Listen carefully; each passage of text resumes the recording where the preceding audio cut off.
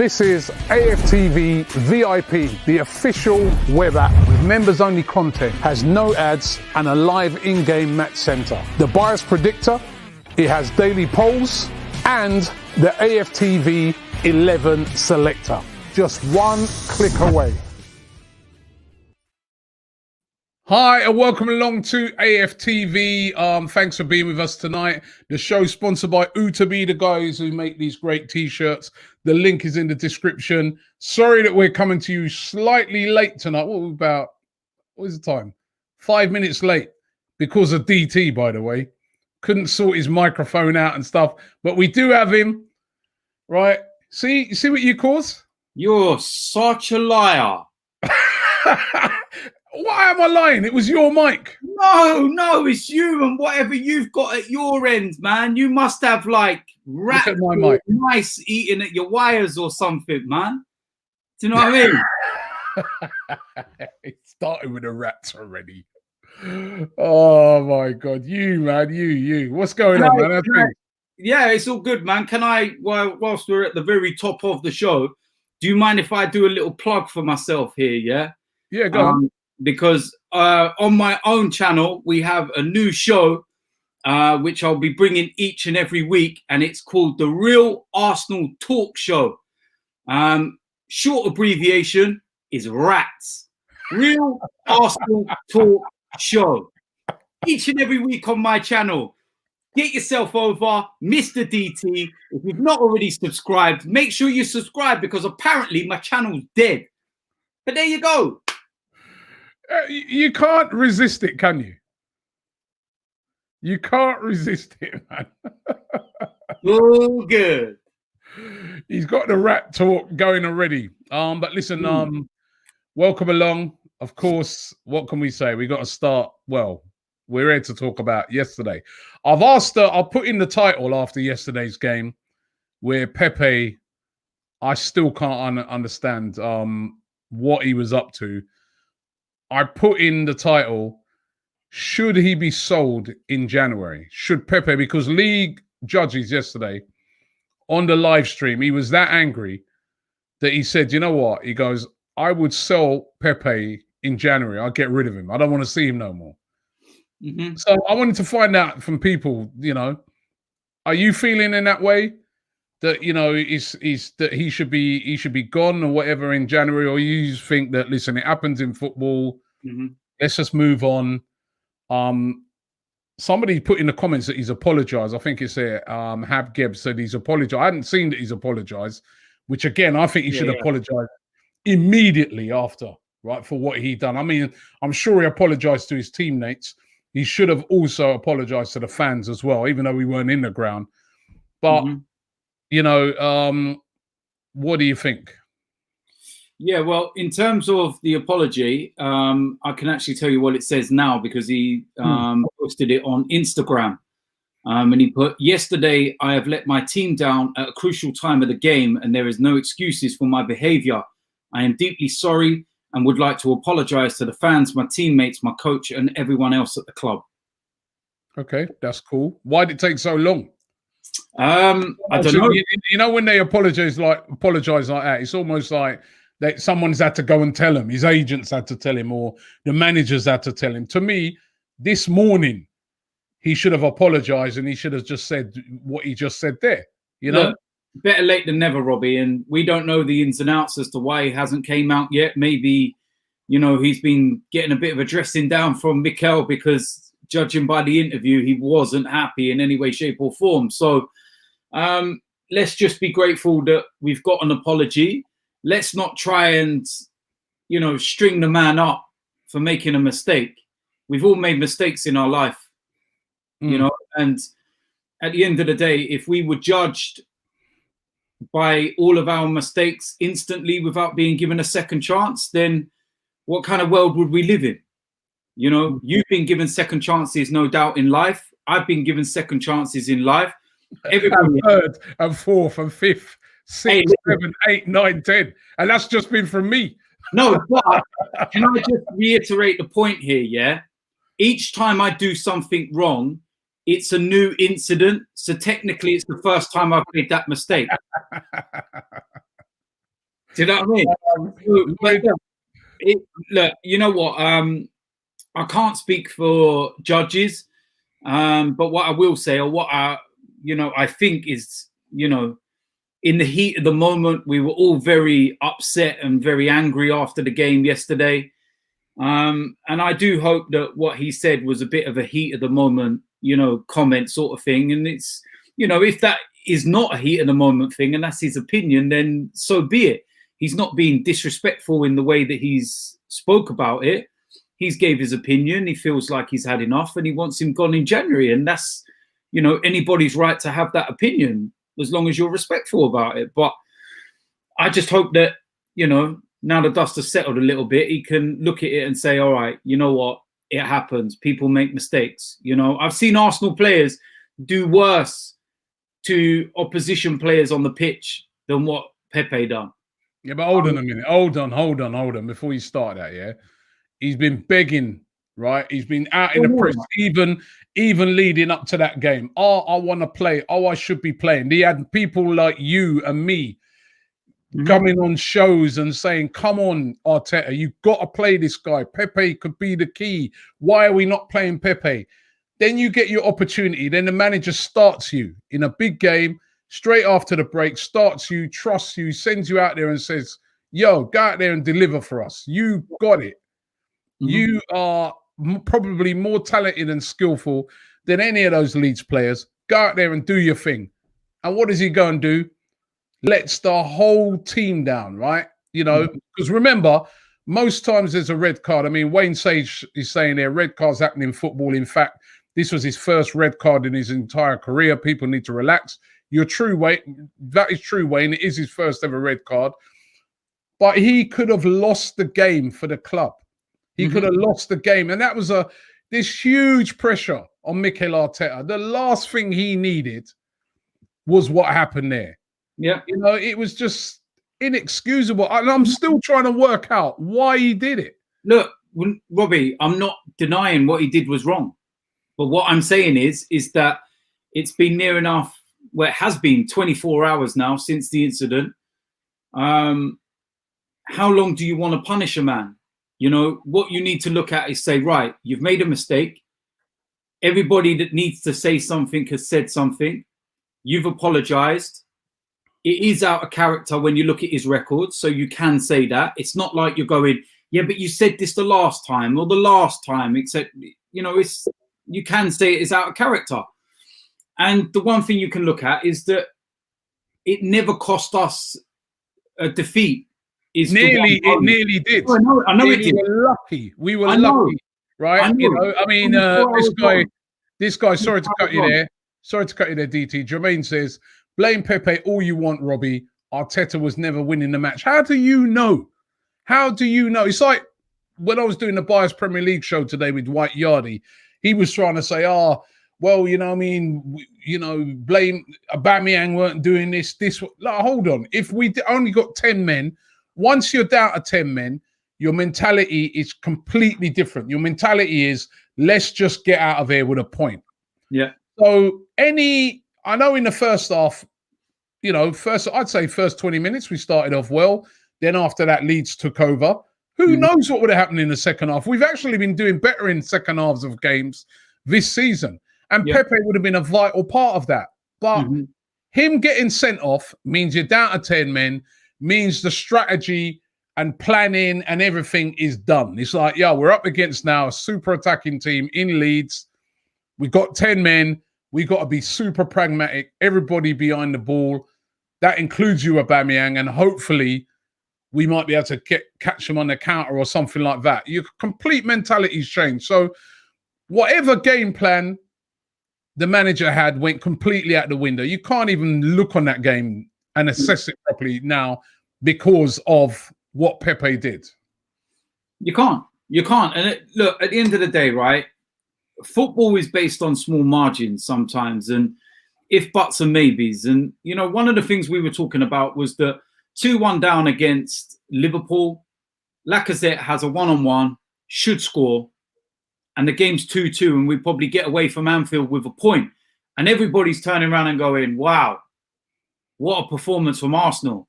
going to Anfield and nicking a point up there. Arteta, wonderful, this, that, the other.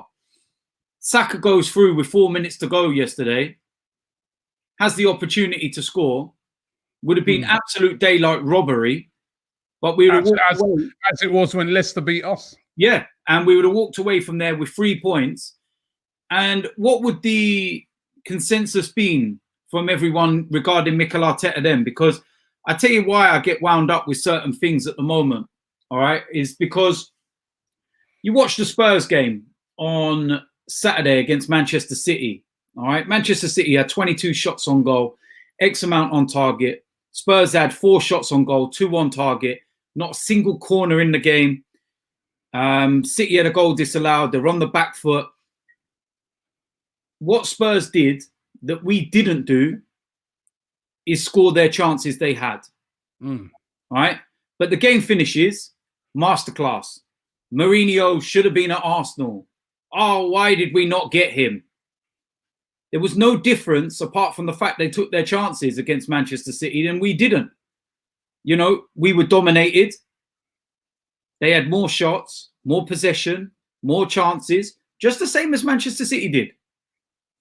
What do you you know, R. Samuel says Robbie has that Arteta amnesia when it comes to other players' discipline issues. Now, he makes a point here, and I was chatting to Chris Hudson today, big up Chris Hudson, and he was saying that, and I think Mo stated this point yesterday, what it is, he seems inconsistent with his discipline. When Doozy bad discipline, sent away on loan. Can't even get in the team, can't even get nowhere near the squad and that. Willian flies off to Dubai, he's in the team. You know? Pepe, he come out after the game criticising Pepe. He hasn't done that with certain other players. Is he being inconsistent with his discipline? Or do you think he got it spot on yesterday, Mikel Arteta, with what he said after the game about, you know, Pepe, where he openly said, listen. No, I don't think there's a problem. Unacceptable. Robbie, how many years have we been sitting there moaning about Arsene Wenger covering up for the players? And how many years have people been saying, why can't we have a manager that just comes out and says it how it is? And, you know, don't protect the players in that sense. If a player's done wrong, all right, and there's a genuine reason where a player needs to be, you know, spoken about for certain mistakes they make. If Pepe goes and makes a last-ditch tackle to try and stop a goal and he gets sent off for a professional foul or something, that's one that you can take. And you can go, there's a reason behind it. It's part of football. It is what it is. And then Arteta come out and criticised him. You could go, well, that's a bit harsh. They're the kind of ones you want to protect. But when he did what he did, given everything surrounding it, he did let everyone down. So it's nice that the manager can come out and say he's not happy and that he's let everyone down. Let him know. There's nothing wrong with that at all. Again, it's the same thing. People want it both ways. One breath, they talk about, oh, we want a manager that does that. Then when you get a manager that does that, oh, yeah, but shouldn't he be a little bit behind closed doors? Or make your mind up, man. Honestly. I dread to know what these people are like when they get dressed in the morning. So indecisive. Oh, do I wear that shirt? That shirt.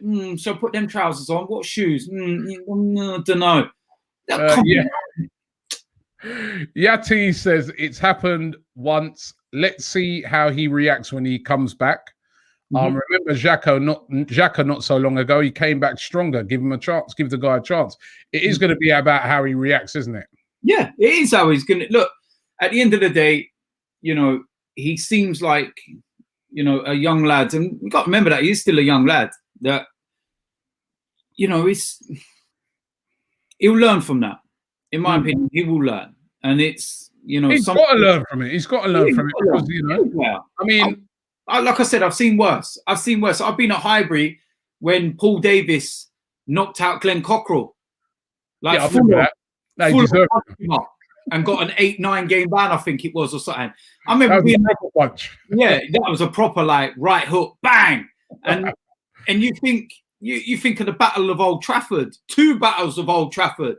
The first one in the early 90s when we're all kicking lumps out of each other on the pitch, and then the most recent one that most people will probably remember with Martin Keown Lauren and Ray Parler and whatnot. And listen, man, it's like people are carrying on as though Pepe. We weren't losing the game. We weren't. Though probably M games are different, man. Can't compare. We haven't lost this game, Robbie, but we haven't lost this game. So what I'm saying is, at the time, I can understand people being angry and frustrated and everything else, yeah? But we're 24 hours on now. The man's apologized. The discipline's been done. Why are you carrying on?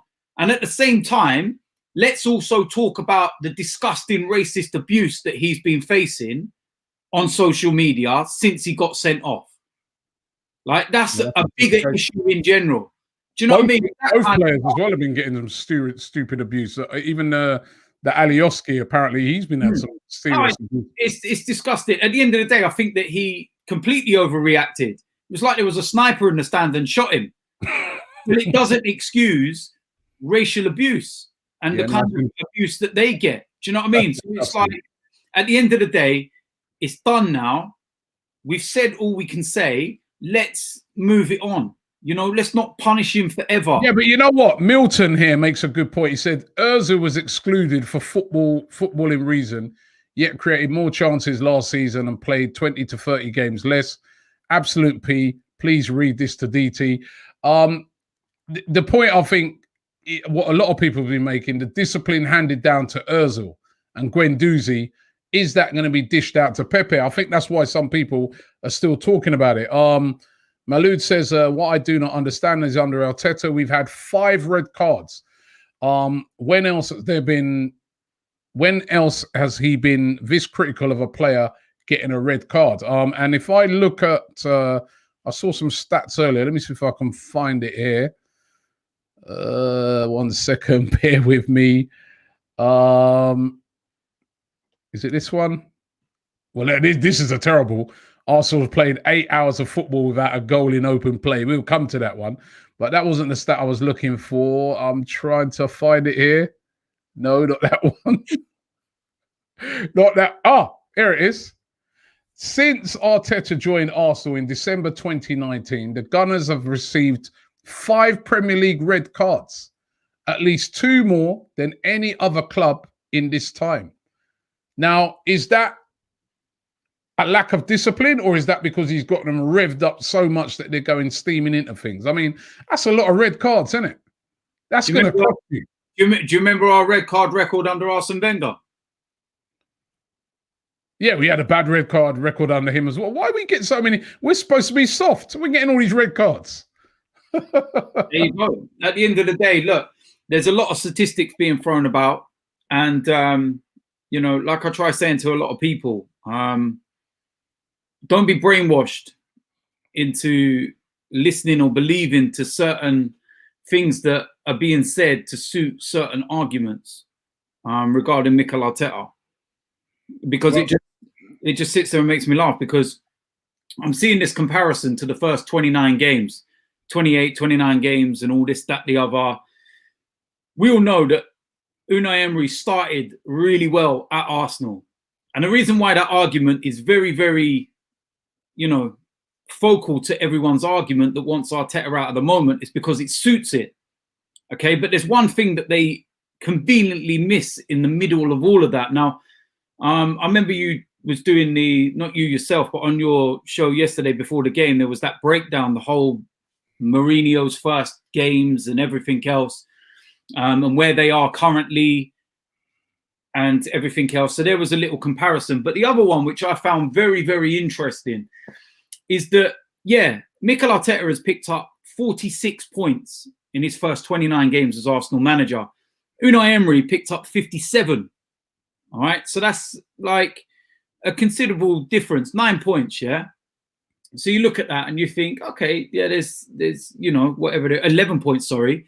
There's a big difference in that. But what they're missing out is that in Arsene Wenger's first 29 games, he picked up 48 points. So Unai Emery had a better start to life at Arsenal than Arsene Wenger. Was he better than Wenger, was he? No, obviously not. Obviously not. So what my point is very clear. Give the man an opportunity.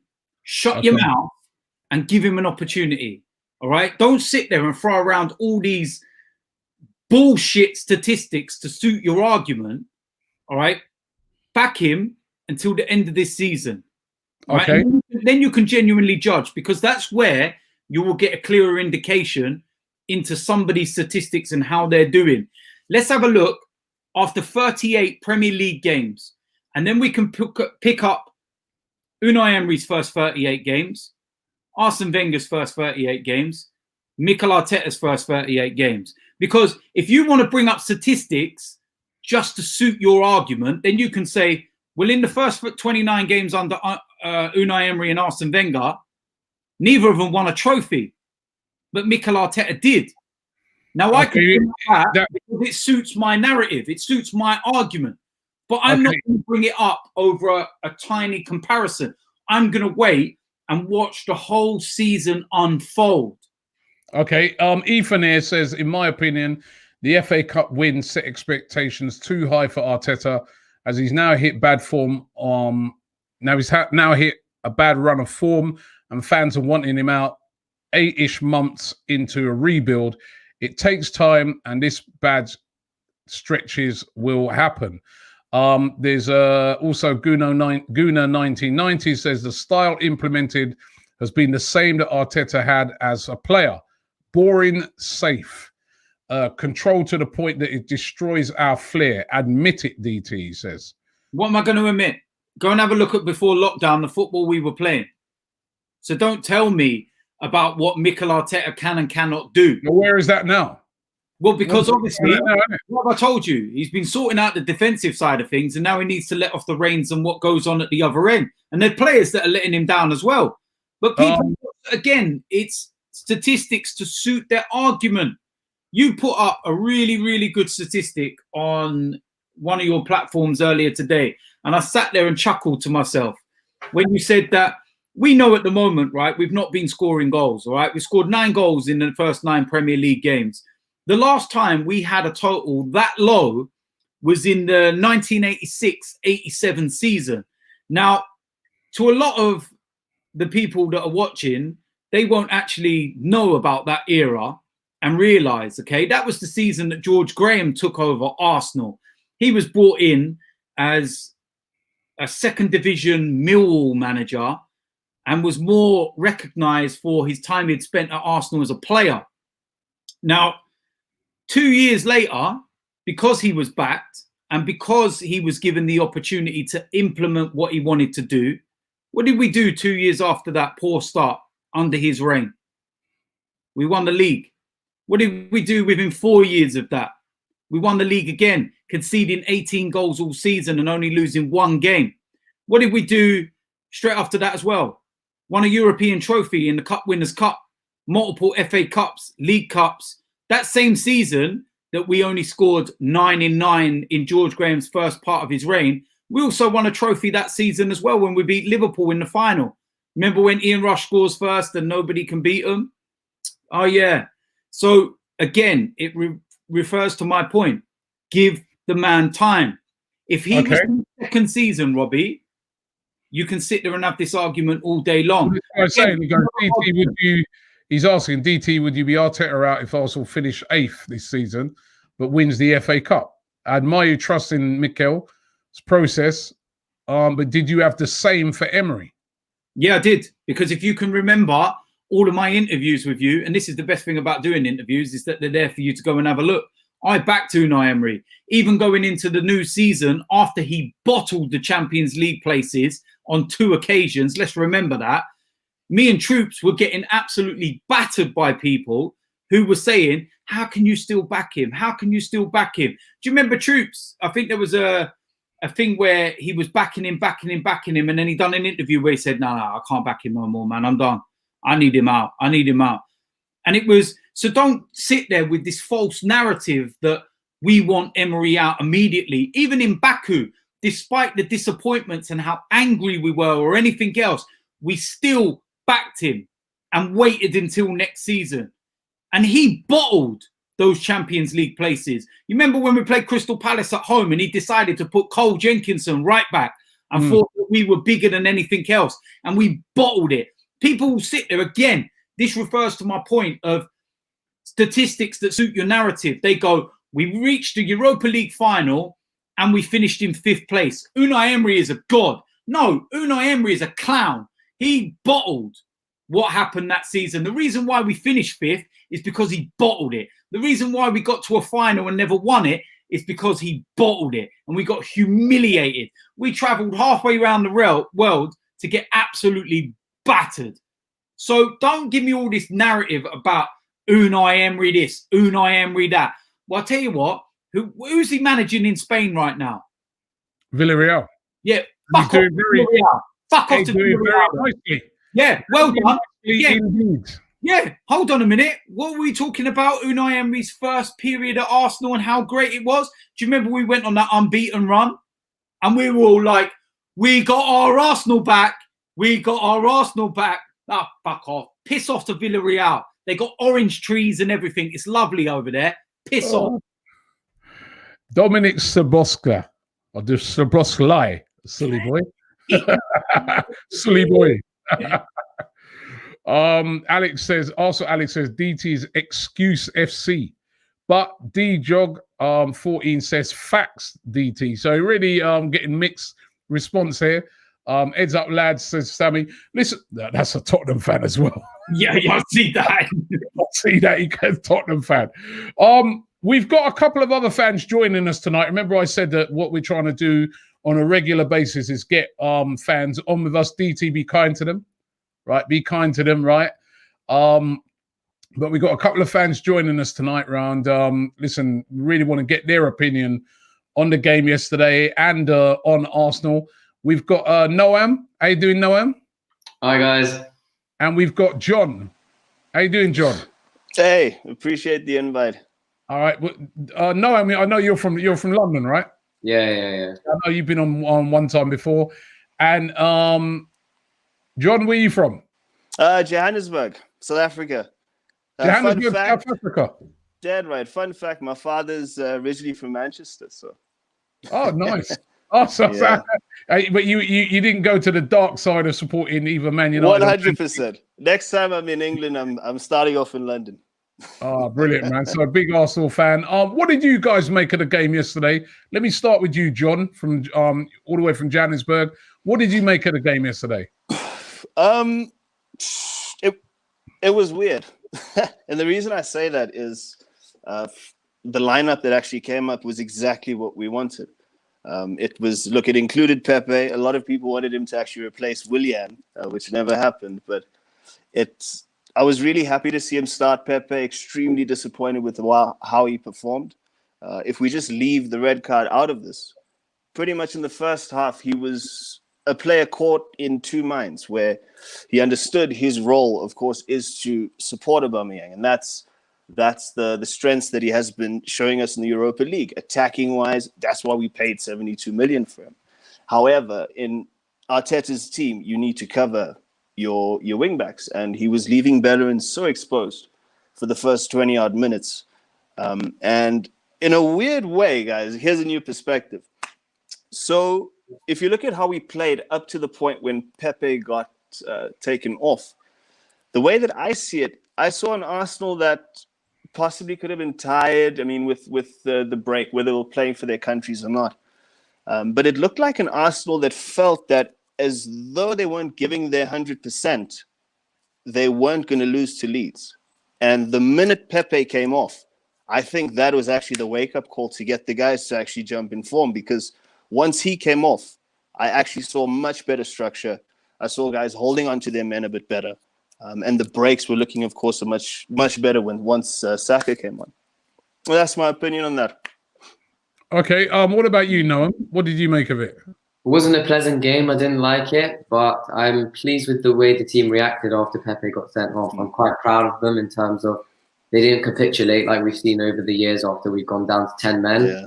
And even though we were lucky and we got away with it, sometimes you need to get lucky in order to get that 1 point. And it didn't. It could have been 3 or 4-0 to Leeds, but it wasn't. And that's the most important part for me. I feel like the team held on, and they did well to get the draw. All right. You know what? I was trying to find a comment. There was this brilliant comment I just saw coming a minute ago. Let me see if I can find it.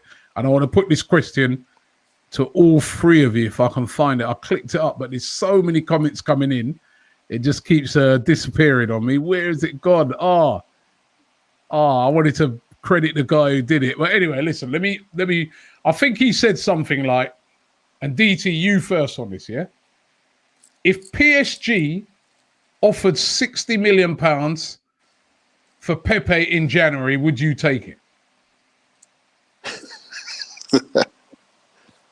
You know what? Be real now. No, don't be real. I'm trying to talk. I'll be real if you let me talk, man. Stop interrupting. Turn your mic Hurry off, up. man. Why are you taking so long? We're relaxed, man. Pressure. You see where pressure reaches you now? No, because you know what? I think that we've got somebody that's. I know what. Like, I just know that Nicola Pepe is going to come good. I truly believe in what he is, but it's like, how desperate is our need for other areas at the moment? And then if you got rid of Pepe, then who are you really going to be playing? Are you going to end up what? Does that mean more of Willian? What does it mean? No. You know what? I'm not getting rid of him. No, I'm not making all these comparisons. Just say whether you're going to get rid of him, take the money or not. No. All right. No one. 60 million quid available, right, in January from PSG. Do you take it or not? It's so hard because we have no other wingers. Can I go out and buy another winger in January? You got 60 million quid in it, so you could. Can I buy another winger in January then? Listen, just answer the question. Don't worry about what you do. You got 60 million. Would you take it? Yes or no? Yeah. You take it. Yeah. Okay, John. You see, the thing is, everybody's trying to dodge. Yeah. You know, look, personally, I am one of Pepe's biggest fans. I, like DT says, anyone can see the player in there. He's silky. He's got such a soft touch. And when I see Saka, actually, I mean, for example, yesterday when he came on and he was driving forward and assisting Aubameyang, I see Pepe, what Pepe should be doing, but unfortunately isn't. And it's just a matter of something that I've noticed since he joined the club. I mean, even previously at Lyon, Pepe is an extremely confident player. Let's get that straight. It comes across as cocky at times, which I feel is good. I mean, that improves his game. That's the type of person he is, but at times a bit arrogant. Hence what you saw yesterday with the headbutt. That was frustration, and that was disregard for the rules of the game, in my opinion, because it was in a game where there's VAR and you still had the balls to actually do that shit. So on a personal level, 60 more in Jan, honestly, I'd take it. And the reason being is I feel that wingers is not our struggle. We've got plentiful there. I mean, you've got, of course, Martinelli. It's not just about wingers being a struggle. Just about Pepe. Right? Let's be real now, right? And I was crying out for Pepe to start, yeah? He ain't delivered. Let's be real. So far, he ain't delivered. We're starting to sound like Man United fans when they talk about Pogba, yeah. Isn't it? It's the same. It's almost just starting to mirror that, right? The way they talk about Pogba, no, he'll come good. You're like, yo, I had to say to my Man United mate the other day, yo, bro, he's been there 4 years. When's that going to happen, right? So it's starting to be, listen, we know this is his sort of second season. But he's got to deliver now, isn't it? I mean, it's that time. The excuses now are over, and he just really set himself back. Or unless, like some people are saying, he can bounce back in that time. The other question I'm going to ask it now, and I'm going to spin it around the other way. We'll come back to DT on the end of it, right? Why are we so boring? John? I wouldn't say boring. I'd say... Well, you enjoying watching what you're seeing? Are you enjoying watching what you're seeing at the moment? I enjoyed that point we earned yesterday, Robbie. But you enjoyed that game. You enjoyed that. I didn't. I enjoyed the point that we got. But in all honesty, yes, there is a boring element to it. But again, a lot of the people that are putting this down specifically to the manager have got this completely wrong. Now, I don't know about you guys. Yesterday, if you looked at the stats, I mean, we conceded about 25 shots on goal. I had extreme deja vu of Emery beginning of last season when we were conceding shots left, right, and center, barely getting 1 or 2 off. And trust me, if that was an Emery game yesterday, we would have lost 3-4-0. Okay, Noam, are we boring? Yeah, because of a lack of creativity. We have no creative 100%. midfielders. Simple as. That's why. So, where do you think? What's the problem with the creativity? Do you just put that down to maybe the lack of Özil, or do you put that down to the formation, or what do you put that down Well, to? I put it down to the fact that I wouldn't say a lack of Özil, but I say a lack of an Özil type player. Someone who can create like Özil did in his prime. I feel like we still need someone like a Szoboszlai or an Aouar. I think we actually need both, to be honest. I think that we should have a midfield three of Partey, Aouar, and Szoboszlai. Obviously, that's not going to happen because Conke's not going to spend the money. But that's why we don't have creativity. There's no one who can supply the balls to Aubameyang. How many times is Xhaka going to play a ball there? How many times is Ceballos going to play the ball there? And Willock's clearly not ready. All right. DT. Sorry. Go on, James. Oh, not a problem. I was just saying, and if you look at the formation that we tried to play yesterday, it is a formation that is in desperate need of a number 10. Hence, the midfield was so empty because you're trying to push everything via the mid. If we had to drop back to a back three, look at in the FA Cup, Chelsea, City. I know it is a defensive way to look at things, but we have to be real. The saying, stay in your own lane. We need to be real. Liverpool, for example, being the Ferrari in the fast lane. You can't pull over in there with a Prius. DT. Mm-hmm. Why are we so boring? I mean, are we? Well, you've said many times on the stream, boring. This is boring. That's you. Right, so you can't say that this is not boring. Why are we so boring? I told you we stumbled across the formation that worked when we played away from home and in the FA Cup games, because they're technically away when you're playing at Wembley and whatnot, neutral venue, and against teams that like to attack, like your Chelsea's and Manchester City, and it suited us. The issue is that Mikel clearly wants to do something a bit more adventurous, but we don't have that spark in that area that we need. Now, Joe Willock got the opportunity in yesterday's game, a name that's being mentioned by everyone. Was it Mikel's fault that he didn't perform? No. He was given his opportunity. I feel sorry for him that he was the one that had to be sacrificed when the sending off happened. And you don't know what would have happened in those final 30 minutes. If the game would have opened up, he would have had more of an opportunity. But I wasn't impressed in that first 45. So you look at that and you say, well, what have you really done?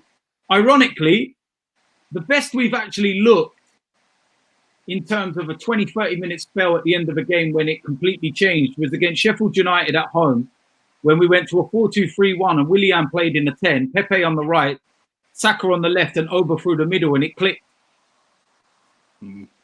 So, and this is the issue.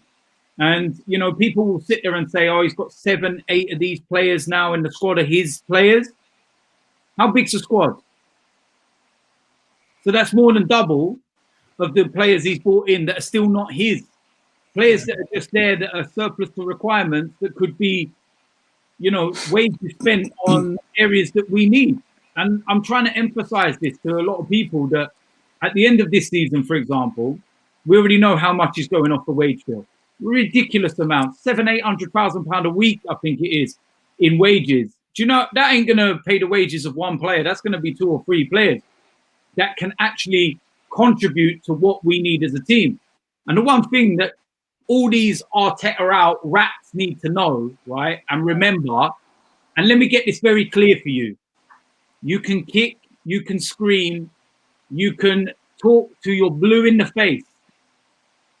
Arsenal are building for the future under Mikel Arteta. He ain't going nowhere.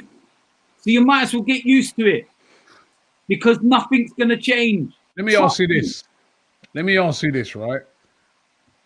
A lot of your so, you know, what you call the so-called rats out there have been saying if Özil is back, then creativity is not a problem. That's what Musi says, right? Now, a decision took, like when you talk about rats and stuff like that, one of the things that these guys that want Arteta out or are very unhappy with Arteta, one of the things they cite the fact that he got rid of Ozil, right? Now, DT, is that now proven to be a big mistake? No, because the same people that are saying bring Ozil back. No, just answer No, I am answering the question. The same people that are saying bring Ozil back because we got no creativity were the same people that were saying get rid of Ozil because he does nothing. Exactly. Yeah, 100%. If I may interject, it's the same people that are always referring to statistics. No, but hold on. Let me ask you this. No, right? you know what, Robbie, stand up a minute. Do me a favor, stand up a minute. What am I standing up for? Because I just want to see how many splinters you got in your ass. I'm asking questions on behalf of what a lot of people are saying, right? Now, listen to this, yeah? We can say that a lot of people didn't want Ozil around or didn't want him, felt he should be dropped, not completely out of the squad. There's a lot of people who were like, maybe he shouldn't be starting. Are you mad? There were people doing countdowns as to how long his contract was left. Not everybody. A lot of people have been moaning about this Ozil situation for ages. They've been saying, how can he not be in the squad? Very selective. Is that not now proving? Let me ask you, John. Is that not now proving to be a massive mistake by Mikel Arteta, saying Not that at all. Ozil, not for footballing reasons, is not good enough for the squad when we can't create nothing? Not at all. Personally, I like DT, absolutely love Ozil. I think he's one of the greatest players to ever play the game. However, in the context of Arsenal, he was becoming a bit poisonous. And it's regardless of who you felt was at fault or who threw the first stone, the relationship, the bad blood was spilling into the camp. It was spilling into the fan base. And personally, I think the sooner he leaves the club, the better for him, the better for us, and we can move on. Quick one I wanted to actually ask you guys. Now, watching Tottenham, this season, I'm sure everyone's noticed, of course, since slightly the end of last season prior to injury, but Kane almost, it's not that he's operating a deeper role, but Kane's always been a glory boy. And he's actually giving Son the opportunities and he's assisting. He's looking like a prime Ozil. Why do we not, if Arteta, for example, struggling to get Willian in the 10 position, why can't we still play Lacazette and Aubameyang at the same time, but just with Lacazette behind Aubameyang as opposed to Lacazette up top, Aubameyang on the left? Lacazette already loves dropping deep. We literally, and this is just a temporary situation until we can get a proper creative player in. But we literally just need someone to join the play from the DMs to the attacking three. I think Lacazette would be able to do that excellently. Let me make a even better suggestion. Why not play Ozil? You can do that. That's what. Now you're saying let's try and turn Lacazette into an Ozil when we've got Ozil. We don't have Ozil. Ozil. No, Ozil's there. He's been taken out of the team for footballing reasons. Robbie, let me ask Noam. How do you stand on it? It's not footballing reasons, and I don't know the full story behind it, so I can't judge. I don't think it's footballing reasons at all. No, hold on, wait. The manager said to you, it's footballing reasons. Whether we think it could be something else, it might be something else. I probably think it is something else. But he's come, he's stood, he's pushed his chest out and said, I hear all these things people blaming other people. It ain't nothing else. I said he is not playing. He's out of the squad. So he has to take the blame. Firstly, I don't believe him. But if it is true, then he's made a mistake. Because I understand if you don't want to start him every week. I understand if you don't want to start him at all. But to not have that option, because we know what he can bring to the squad. We know how many chances he can create. I think I saw a stat the other day. He played 18 games in the Premier League and created the most chances in our team or something like that. So I think that it is a massive mistake if you've left him out of the squad completely and not even had that option to have him if you really do need creativity, which is what we do need right now, because we know what he can bring. And I don't think that for football, I don't think that it's worth not having him in the team.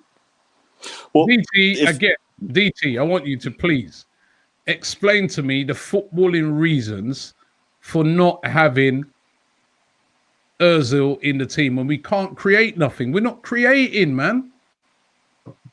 The amount of times you've asked me this question, Robbie. Yeah, that's why I keep asking you. Yeah, because you know privately that I won't answer certain things until certain times. You know, listen, it's not footballing reasons. It's not footballing reasons. So why did Arteta say that then? Because he knows for a fact, because if he turns around and says it ain't footballing reasons, everyone won't shut up either way. So he just tries to keep it in-house, and it doesn't make a bad situation even worse. So yes, man. Then. Yes, man. No, it's not about yes, man. It's not. It's about trying to keep the reputation of the club intact and some of the stuff that's gone on behind the scenes. And I can't say no more than that, and I won't say no more than that. And you just sat there and said, wait. You also just sat there and said, why don't we play Ozil? What's the point with that or this, that? We can't physically play Ozil. He's not in the Premier League squad. We can't include him until January. So people talking about him now is pointless. It's pointless talking about it. He's not in the squad. He's not going to play. DT, we've got to talk about it. No, we don't. I'm bored of talking about it. I'm not going to say no more. I'm not going to say no more than I've already said, Robin. I'm here, and I'm trying to be devil's advocate and speak on behalf of the so-called people that you like to call rats. Yeah, no, things that you should be a witch. You should be a witch because you're like this with your big giant pot. I'm asking Watch on Thursday. I'm asking the questions, right? That out there people will be wanting to ask, right? Now. The decision to leave him out, that he could got no chance of figuring until at least January, was made by Mikel Arteta, right? And this is why a lot of people are critical of him at the moment. Now, also, DT, right? Well, I want to ask you this, right? And I'll ask the other guys as well. Could this be causing a bit of a rick in the camp? No. Could it be that you've got some players there that they love Ozil, they back Ozil, Ozil's their mate, and they think he's been very harshly treated? And could there be some other players that are they're against Ozil, so they don't care? Because certainly the same discipline doesn't seem to be the same on each player. Willian goes off to Dubai without asking permission. He's straight in the team, right? Whereas Guendouzi, sent away in exile to Hertha Berlin for, having an argument with the manager about, let's also put into context, Robbie. You can say with the Willian thing, in terms of him under Mikel Arteta, he made a mistake, done what he shouldn't have been done, and it is the first time. Guendouzi had a fallout before he came to Arsenal with the manager at his former club. He had a fallout with Unai Emery on a couple of occasions. Mikel Arteta took over, and within a couple of weeks while they were in Dubai, he had a fallout with him. Then he had another fallout with it. It was a combination of incidents after incidents. And then it's very well documented that Arsenal gave Guendouzi the pathway to come back into the team. All he had to do was apologise and start actually, getting his head down and performing and showing how committed he was. And he refused. Well, I'm sorry, but if you're refusing to apologise and undermine the manager, then bye-bye. Hertha Berlin, don't care where you go. Bye-bye, sorry, out the door you go. This guy says Willian gets a pass, Pepe gets grilled, Ozil gets excommunicated, Guendouzi is exiled. This manager has no consistency. John, what do you reckon? That's hilarious. Personally, are you guys familiar with the term trust fall? Huh? A trust fall. Right. So what this essentially is, it was a craze, early 2010s, you're at corporate functions, etc. Stand on a chair, put your legs, your arms together, and essentially fall back and trust that someone's going to pick you up. Now, what a lot of Arsenal fans need to realize that there's a lot of decisions Arteta's going to make that are going to make sense to us individually. Some really won't, but there are going to be some times where you literally need to trust fall, with Arteta and hope that he's at the back to catch you. And in my opinion, the whole Guendouzi situation, Not if you're the Ozil, not if you're Ozil, unfortunately. Your back's going to get broken. You know what I mean? But 350 grand a week, I think you'll be fine. But I forgot we need to leave. You already had a bad back anyway. But yeah, yeah. How can you criticize someone with a bad back? Hey, I'm going to interrupt here for a second. Robbie, I'm going to have my say here, right? I'm saying they already had a bad back. That's listen, don't sit there and mock Mesut Ozil's back, right? Multiple times I've been in the office and you're like this. I feel his pain. My back. You like is that back pain or is that piles? You know what I mean? Don't even try it. I feel his pain. You know, I feel his pain. Right? If you look at the Ozil thing, it's 3 managers now that have frozen him out. It's essentially Emery, and it's again, whether it's footballing reasons or what, I'm on you guys' side. It's not footballing, but there is a side of Ozil that I can see where he's actually fallen in love with football. I still remember when Sanchez, it must have been his final year here, and I think we're playing, was it Monaco? And Ozil had one of the most amazing games I've seen him had. He was smiling. He chipped the keeper like it was nothing. And it was a game where it was Champions League game, if you guys could remember those. We lost the first leg to Monaco, and we actually ended up beating him in the second one to advance. And I haven't seen that Ozil since Sanchez left, weirdly. And it's one of those where you rather let sleeping dogs lie. It was an amazing signing when we made it. He's given us at least about 4 or 5 great seasons, 2 or 3 uncomfortable ones, but who's counting? And let's just let him move on. Let's keep it as it is. Let's not try and include him in it. Let's just keep it as it is. Would you keep it as it is? Except change back to a 3 at the back. Purely, I wouldn't keep it as it is, purely because we don't have any creativity in the side, and we need some creativity in the side.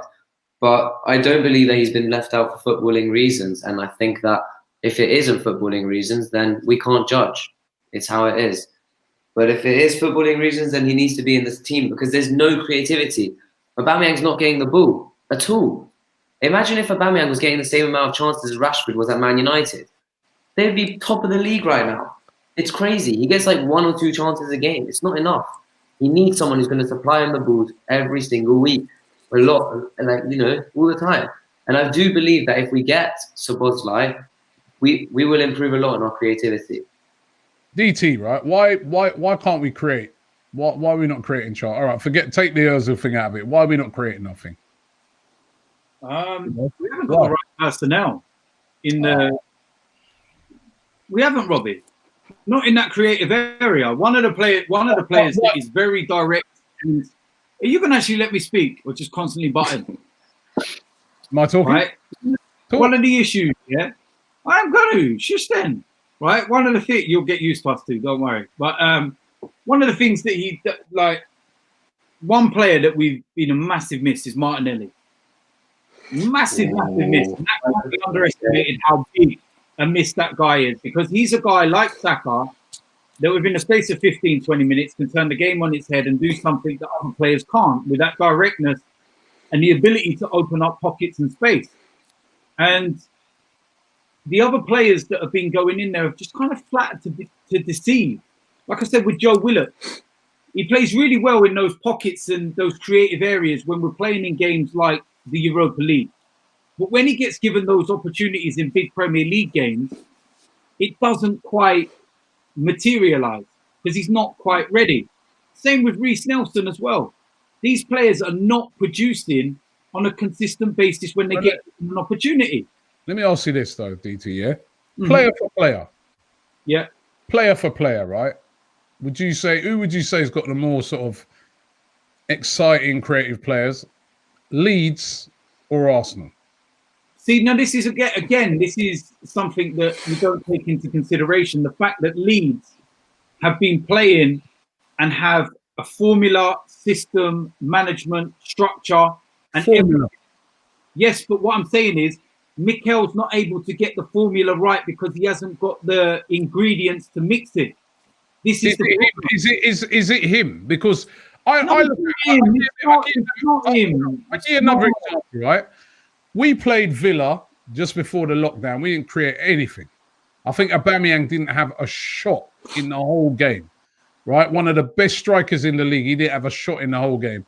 I see Brighton play Villa, right, on Saturday gone. They're creating chance after chance after chance. They haven't got better, there's no Ozil in their team. There's no super duper creative players. They've got players like Solly March and guys like this.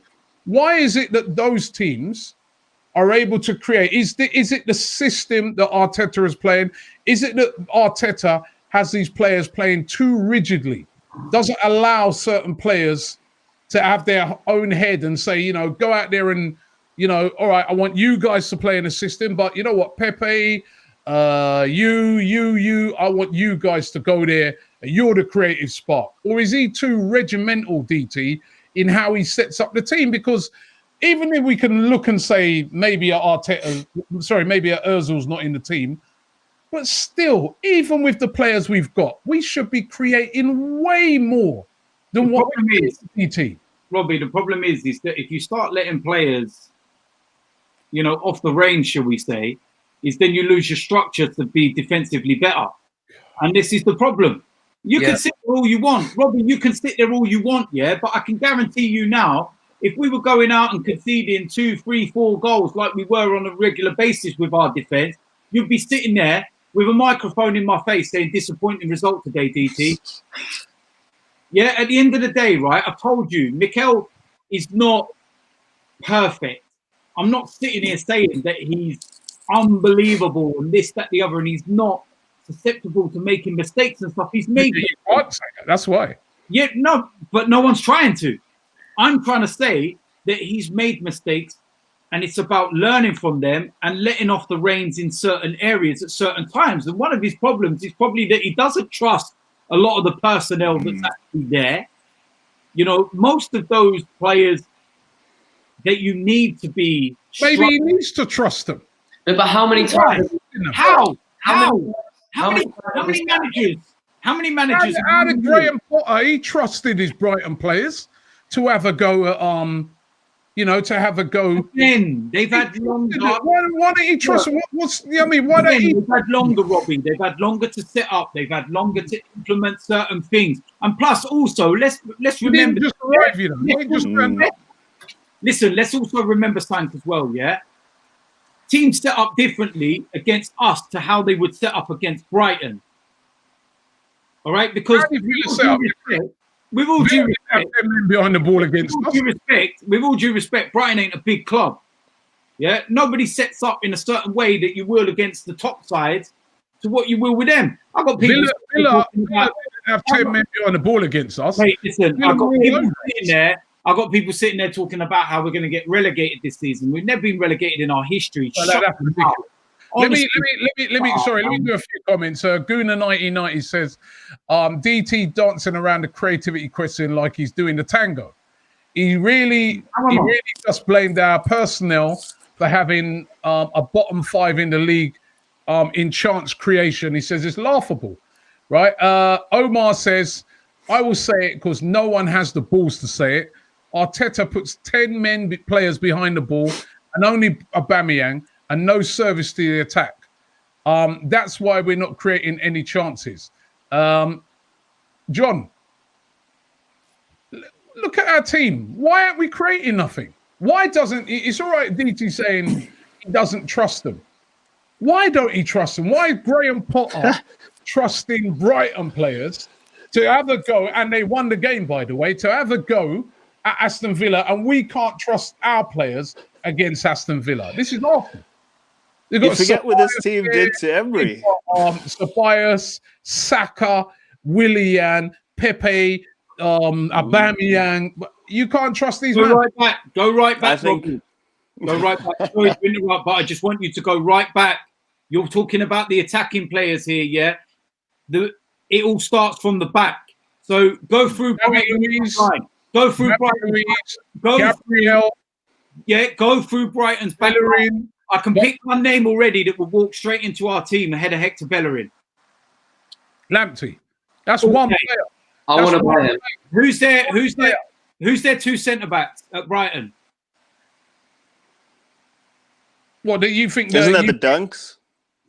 Dunk. I'd have Dunk and Gabriel. Would you have him ahead of Gabriel? Then? No, Dunk would go next to Gabriel ahead of Rob Holding, David Luiz, and the rest of them. That's two players. What's got to do with the creativity? Because you build on the back. Oh my God! It's like talking. Why can't we create?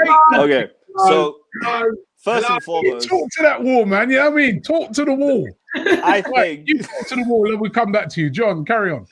I think it's the setup. So if you look at Arteta, of course, did everything under one of the greatest managers of all time, Pep Guardiola. You cannot doubt that. Yes, Arteta is not Pep, but 100% he will be the next Guardiola. I do not doubt that. Who? Now, Arteta, 100%. I'm that deep in Arteta. I'm that deep in him.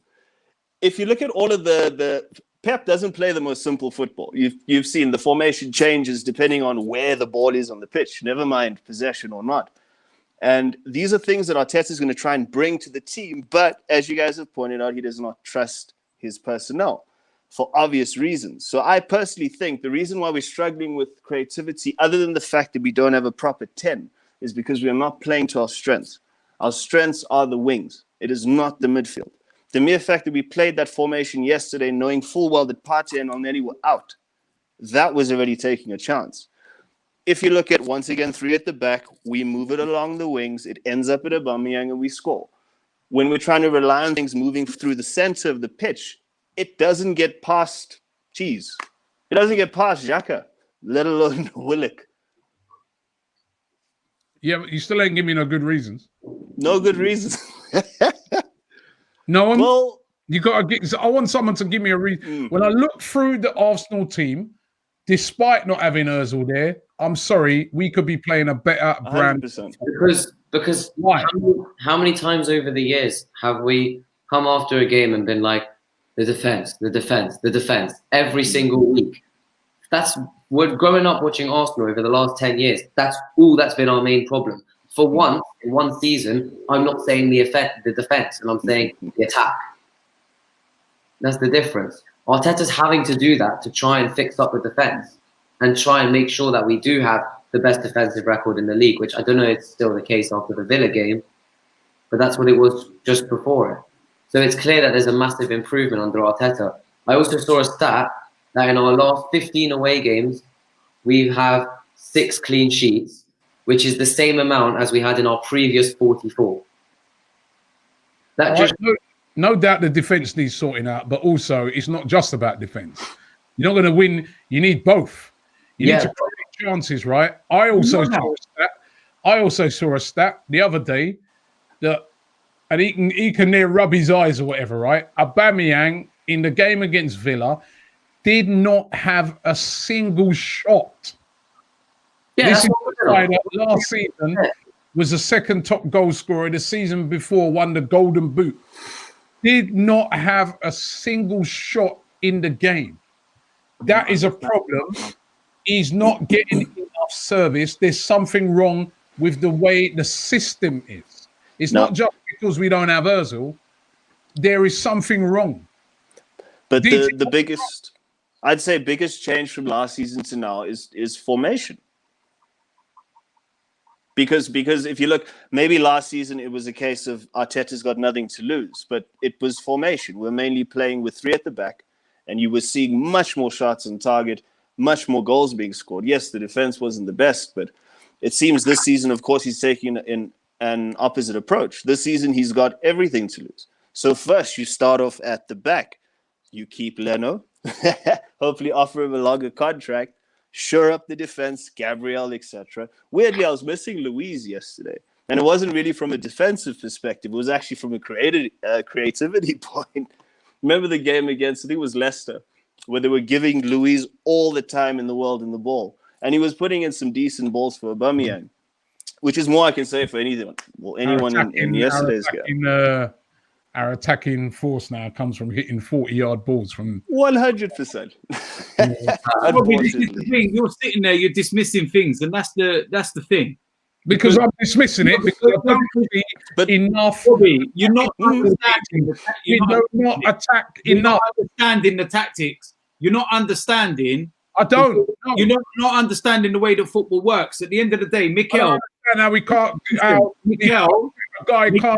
Listen, Mikel is trying to sort out that end, right? And the problem is, until he gets what he needs in one part of his jigsaw, 100%. one part of his jigsaw is Thomas Partey. All right. Now, when we went to Old Trafford, for example, the other week, yeah, and this is the thing about this whole misconception of shots on target and everything else. We should have gone in about 3-0 up at Old Trafford by half time. All right. Plenty of creativity then, right? Because if you think I can reel off the chances, Willian hit the top of the bar. Saka had a header, open goal, like simple header, 6 yards out, should have put it in. We had chances to score goals. We created chances because we had certain players in certain positions that suited to the way we want to play. What would have, if we would have, for example, in that Man United game, had a Hossimawar, for example, a real creative player in that pocket, then I believe that we would have created even more chances and would have took a couple of them. But for people to say that you didn't do nothing at Old Trafford, I've just reeled off. Old Trafford. This is what I'm saying. We're saying lack of creativity. We can create chances. But I commended the performance at Old Trafford, right? I thought we played very well. That was a professional away performance. I commended that performance. But on the whole this season, we do not create enough. It's the system that we play. It's not just because Ozil ain't playing. It's the system that we play does not promote attacking football. It's too rigid. The players, it's like they're like robots out there. He needs to sort that out to get the players, free them up a bit, man. Free some of these guys up. Robbie, he will free some of them up when there's competent players behind them to stop 4 or 5 goals going in behind. That's the issue. It's counterproductive because the same thing, if Mikel Arteta against Wolves next week goes, you know what? I've been watching AFTV and I've had enough of Robbie. I'm going to go all out attack. All out. I didn't say all out attack. We're going to do it. Let's go. Don't. Listen to me. Listen to me a minute, right? I'm talking hypothetically here. Mikel Arteta sits there and says that. All out attack. Goes for it.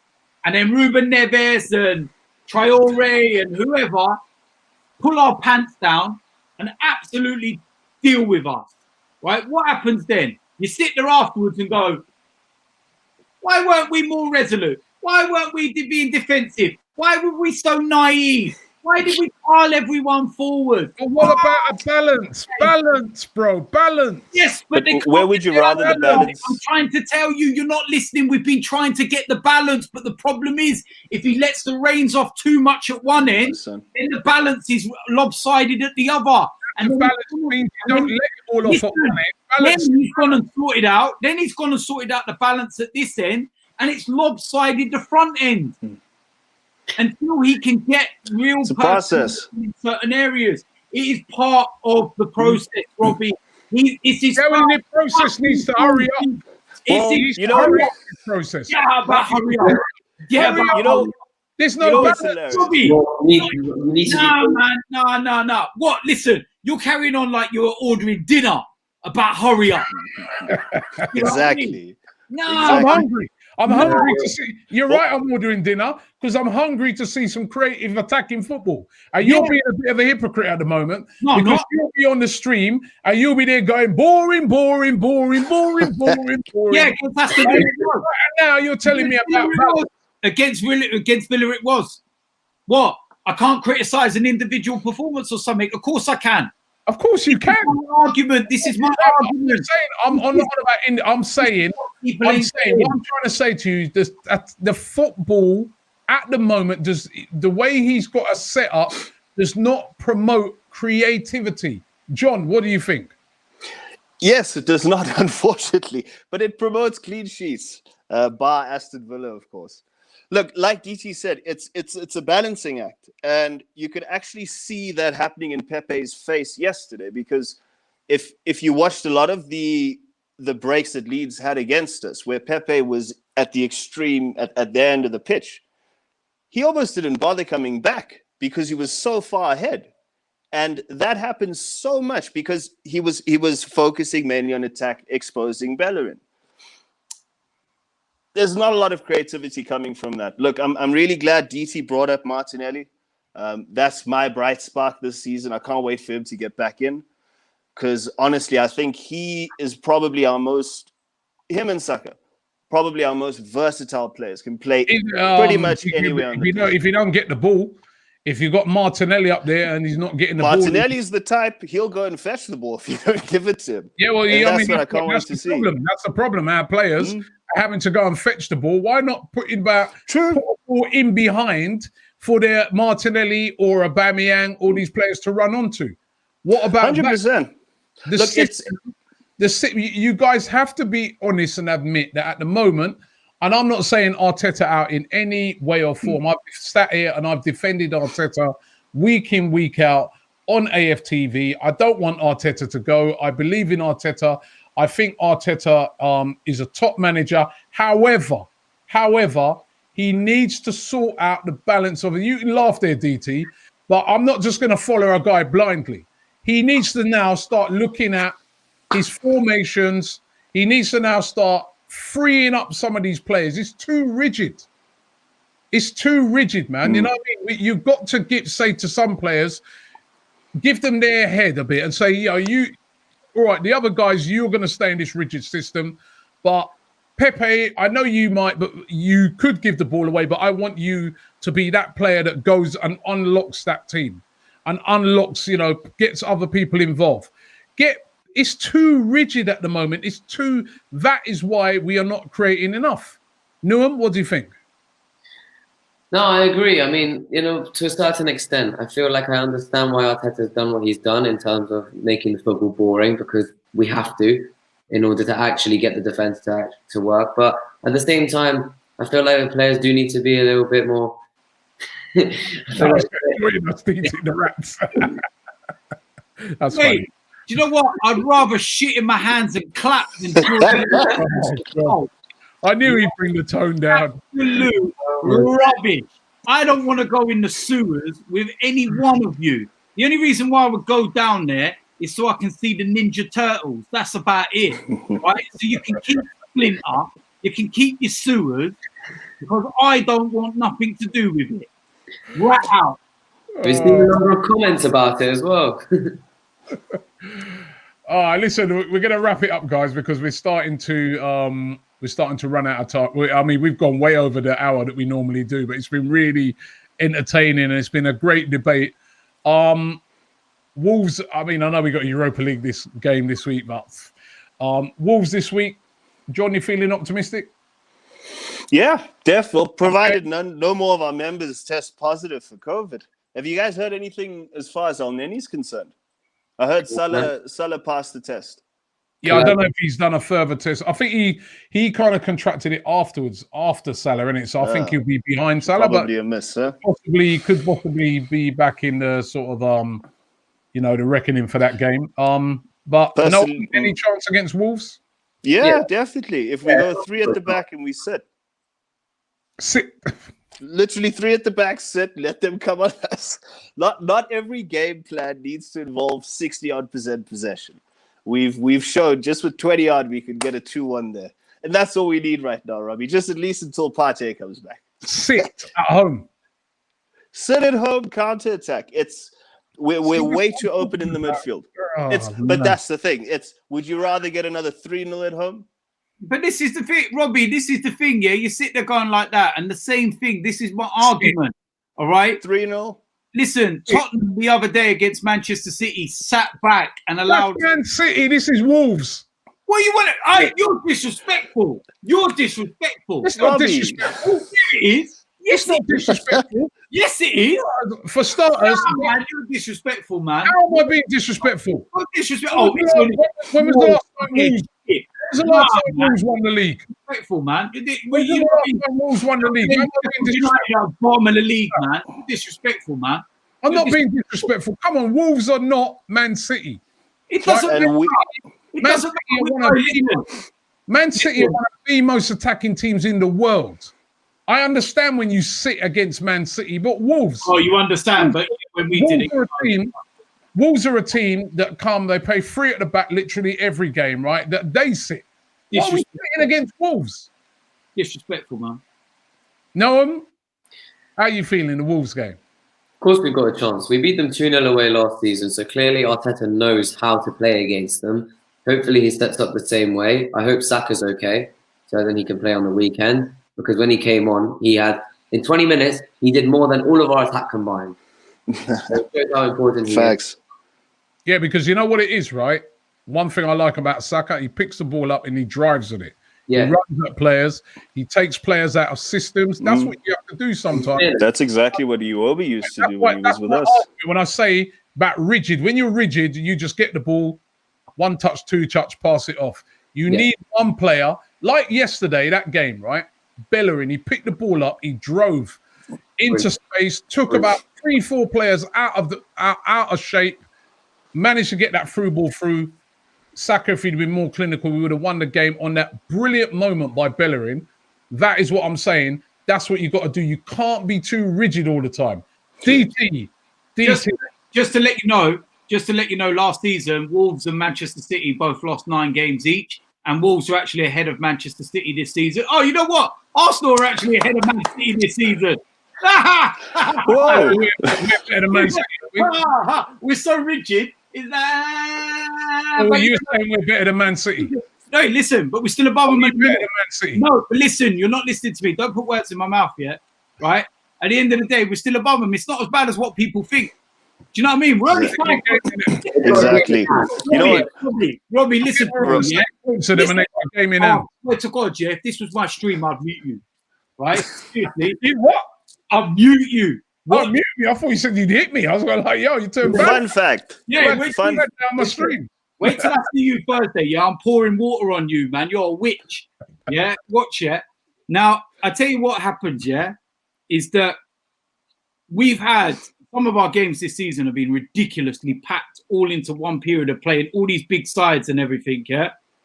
And we're only 5 points behind Chelsea. The cold, harsh reality is that despite us not playing well, despite everyone wanting the manager out, we're 5 points behind the team that have just got unlimited funds to spend on all these players and can go, yeah, we're the Harlem Globetrotters.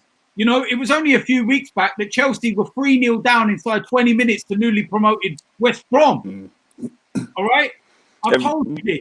Things happen. It's part of my issue. And please, will people get this into their thick skulls? Rats are meant to be intelligent, okay? But there's a lot of people with a lot of not anything up here, right? I'm going to explain this.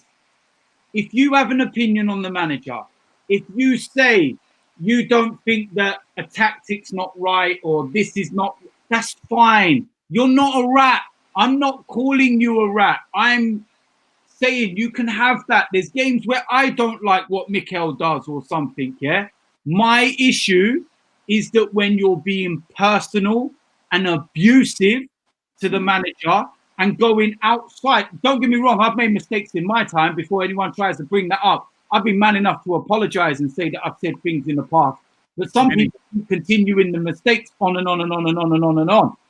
My issue is that you're ripping into the manager and saying all these things about him that are not football related, then you're a rat. And if you can, please just remember this, yeah? I've not mentioned a single name, not a single person when I said rats. If you take it upon yourself to believe I'm speaking about you, then that must mean you're doing exactly what I'm accusing you of in the first place. You're a rat. Oh, You know this- what? Oh, The way that I see it, guys, Oh. you know, of course, with any product, your pictures, Apple specifically, you take pictures. A year later, it's like, hey, here's a memory with the family, etc. Right? Fun fact: on the weekend, I got a memory, and it was a picture of Emery after Crystal Palace violated us. And that's how long Arteta's been here. It's not even been a full year. The only good thing that's come from 11 months is an overdue baby. Like, whiskey isn't even good at 1 year. So if we can at least give him 2 to 3 years, I feel by then we should be able to see his full vision. And if we can just be positive and patient with him, I truly feel that he's the one. You know, 1 year ago today was his last game, was his last Premier League game, Emery's, as Arsenal manager. Whoa.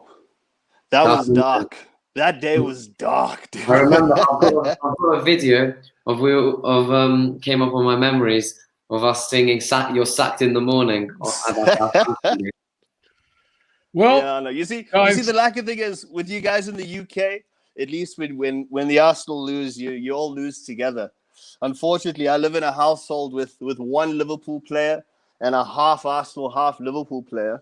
When I win, she celebrates with me, but when we lose, I'm all on my own. So, well, listen, we feel all on our own anyway. When we you know, well, listen, I really want to thank you for coming on, John. Really appreciate it. All the way from Johannesburg in South Africa.